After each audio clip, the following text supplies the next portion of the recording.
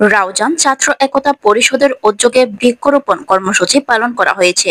বৃক্ষরোপণের দ্বারা আমরা অক্সিজেনের পরিমাণ বাড়বে, কার্বন ডাইঅক্সাইডের পরিমাণ কমবে, দেশের পরিবেশটা উন্নতি করবে।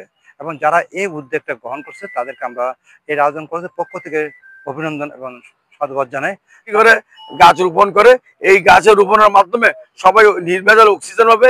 সেই গাছ আমাদের অক্সিজেন দেয়, গাছ ছাড়াও গাছের কারণে ইনশাআল্লাহ আমরা কি বেঁচে থাকতে পারি। বৃহস্পতিবার ৩রা জুলাই দুপুরে রাউজান সরকারি কলেজ ক্যাম্পাসে এই কর্মসূচি পালন করা হয়।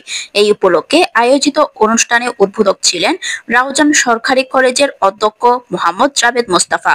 প্রধান অতিথি ছিলেন রাউজান ছাত্র একতা পরিষদের প্রধান উপদেষ্টা সাবের সুলতান কাজল। গাছ মানুষকে বাঁচিয়ে রাখে। এই গাছ যদি না থাকতো এই পৃথিবীতে মানব শূন্য হয়ে পড়তো।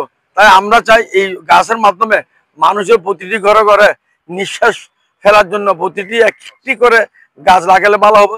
সংগঠনের সভাপতি কাজী সম্রাট আকবরের সভাপতিত্বে বিশেষ অতিথি ছিলেন রাউজান সরকারি কলেজের সাবেক ভারপ্রাপ্ত অধ্যক্ষ সেলিম নওয়াজ চৌধুরী, রাউজান ছাত্র একতা পরিষদের উপদেষ্টা সৈয়দ মোহাম্মদ তহিদুল আলম, উপদেষ্টা শহীদ চৌধুরী, উপদেষ্টা সেকান্দর মিয়া হিরো, উপদেষ্টা কাজী বাদশাহ, স্বেচ্ছাসেবক দল নেতা মোহাম্মদ আলী সুমন, যুবদল নেতা মঞ্জুর আলম, মোহাম্মদ রেওয়াজ, আজিজ উদ্দিন মানিক, মোহাম্মদ মহিউদ্দিন, শহীদ জিয়া স্মৃতি সংসদ রাউজানের সভাপতি জাবের উদ্দিন জাবেদ, ছাত্রনেতা ফুরকান বিন সুলাইমান, সম্রাট চৌধুরী, নুরুন নবী, ছাত্র প্রতিনিধি মোহাম্মদ নাফিস, রাউজান ছাত্র একতা পরিষদের সাধারণ সম্পাদক কামরুল ইসলাম, আশরাফুল আলম সহ পরিষদের অন্যান্য সদস্য, শিক্ষার্থী ও বিভিন্ন পর্যায়ের নেতৃবৃন্দ।